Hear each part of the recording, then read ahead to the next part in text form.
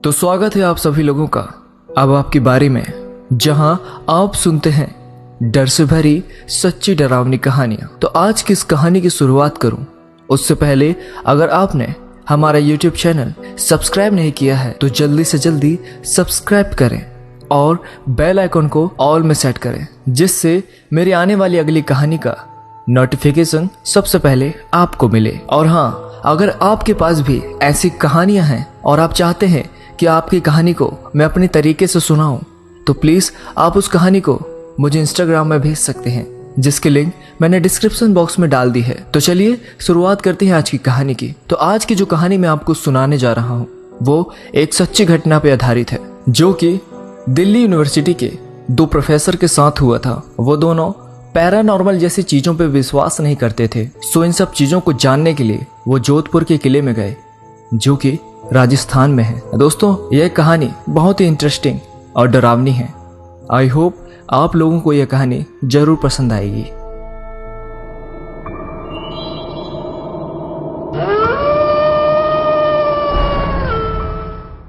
यह कहानी जोधपुर सिटी के एक किले की है।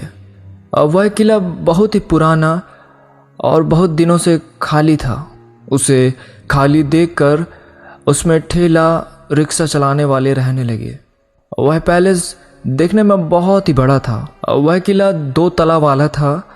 नीचे वाले फ्लोर पे वे सब रहते थे और ऊपर वाला फ्लोर खाली रहता था। वहाँ रहने वाले लोगों का ऐसा मानना था कि वह फ्लोर पे कुछ भूतिया है। उनके अनुसार जब दिन में वो किले की छत पे जाते हैं तो उन्हें ऐसा फील होता था जैसे कि कोई उनको पीछे से आकर टच किया, और उस किले के ग्राउंड फ्लोर या छत से बहुत से आदमियों का बूट पहनकर चलने का साउंड आता था। किले में बहुत से गार्डन और फाउंटेन था। दोपहर और रात के समय वहाँ से बहुत सा विचित्र आवाज आता था। वह आवाज ऐसा लगता था जैसे कि वहाँ बाहर गार्डन में बहुत सारे सिपाही चल रहे हों, और ऐसा फील होता था जैसे कि मानो कोई बड़े युद्ध की तैयारी चल रही हो। कुछ लोग ऊपर वाले फ्लोर पर रहना चाहते थे, लेकिन उनके साथ कुछ अजीब सी घटना हुई। उन सब घटनाओं के बाद से किसी को ऊपर वाले फ्लोर में रहने की हिम्मत नहीं हुई। ये सब सारी कहानी बहुत ही जल्द फैल गई, और ये बात दिल्ली यूनिवर्सिटी के 2 प्रोफेसर विनोद सिंह और रमेश शर्मा को पता चला। अब वे दोनों भूत प्रेत या पैरानॉर्मल एक्टिविटीज पे विश्वास नहीं करते थे। जब उन दोनों को ये बात का पता चला तो वे दोनों ने डिसाइड किया कि वे खुद इस किले में जाकर इन सब स्टोरी को रॉन्ग प्रूफ करेंगे। जोधपुर किला जाने के लिए वो दोनों दिल्ली से निकल गए। वे अपने साथ कैमरा, एक गन, टॉर्च, कुछ बुक्स, रहने के लिए बेडशीट और ज़रूरी सामान ले गए थे। वे मॉर्निंग में उस पैलेस में पहुंचे। मॉर्निंग के टाइम सब कोई अपने वर्क में जाने की तैयारी कर रहा था, और कुछ लोग इवनिंग के लिए तैयारी कर रहे थे। उन लोगों से मिलकर वे दोनों कहे कि हम लोग यहाँ रिसर्च करने आए हैं कि सच में यहाँ कुछ है भी कि नहीं। हम लोग यहाँ 3 दिन रुकेंगे। आप लोग हम लोगों को रुकने के लिए कोई जगह दे दीजिए और उसके बदले हमसे पैसे ले लीजिए। उन लोगों ने बोला कि आप दोनों हमारे साथ नीचे रुक जाइए। फिर उन लोगों ने वहाँ होने वाली सारी घटना के बारे में बताया। प्रोफेसर ने बोला कि हम लोग आज दिन में नीचे रुक जाएंगे, लेकिन रात में हमें ऊपर ही सोना है। नाइट में हमारे लिए सोने के लिए ऊपर बेड लगा देना। यह बात सुनकर वे लोग बोले, ऊपर नहीं रुकिए, क्योंकि वहाँ पहले बहुत सारी भूतिया घटनाएं हो चुकी हैं, और ऐसे में हम लोग आपको ऊपर नहीं जाने देंगे।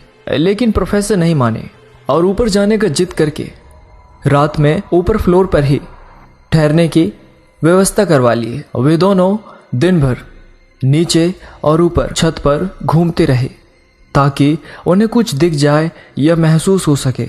लेकिन उस दिन आश्चर्यजनक रूप से कुछ भी नहीं हुआ, और प्रोफेसर को यह विश्वास हो गया कि यहाँ कुछ भी नहीं है। यहाँ की कहानी झूठी है और ये सब नीचे रहने वाले लोगों का किया हुआ है। ताकि उस किले में कोई और आके रहने न लगे।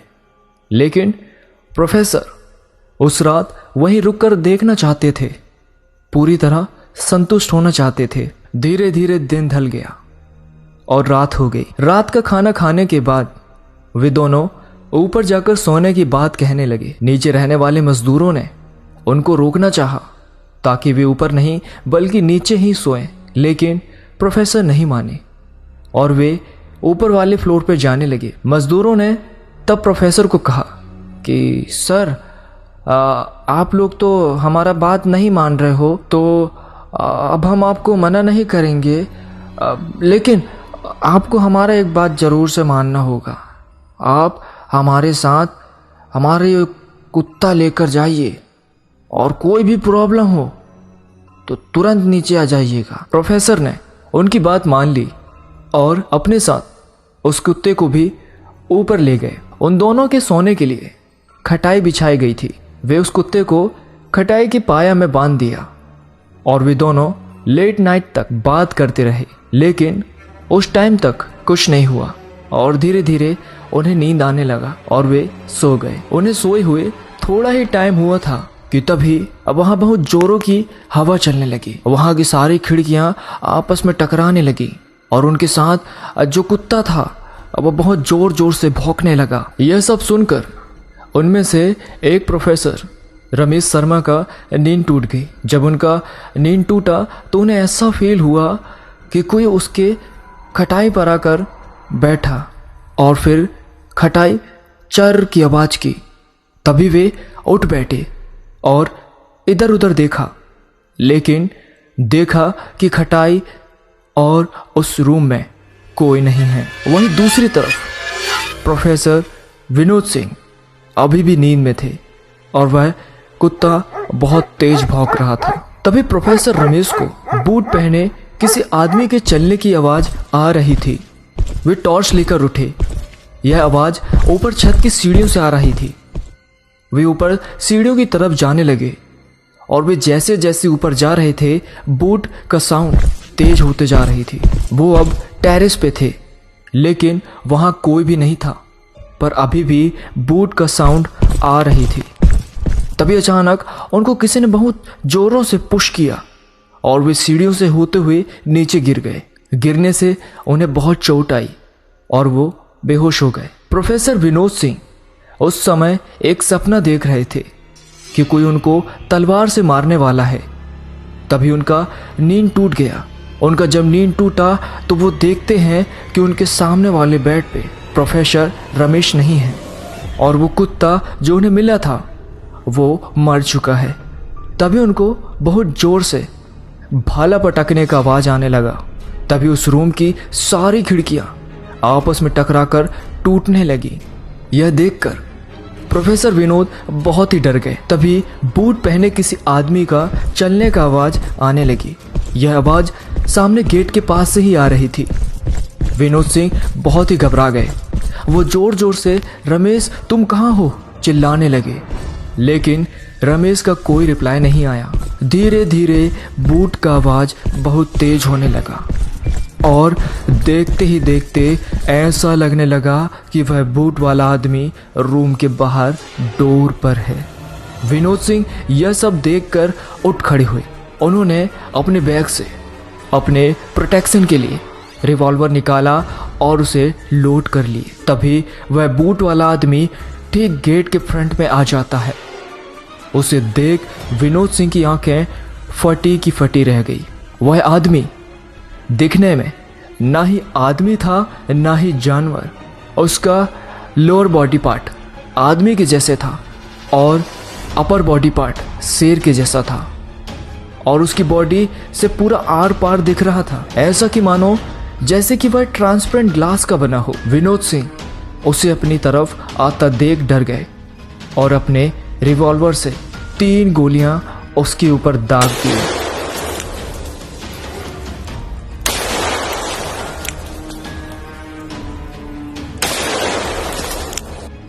तभी वह विचित्र सा दिखने वाला आदमी उनके पास आया और उनको उठाकर खिड़की से बाहर फेंक दिया। गोली की आवाज सुनकर नीचे रहने वाले सारे मजदूर जाग गए और उनको खोजने के लिए ऊपर की तरफ भागे।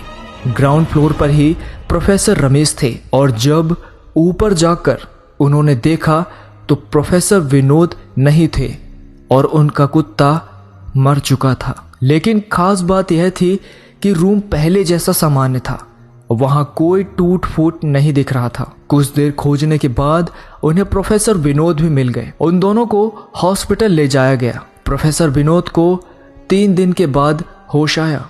वह 3 दिनों तक कोमा में रहे। होश आने पर उन्होंने यह सारी बात सबको बताई।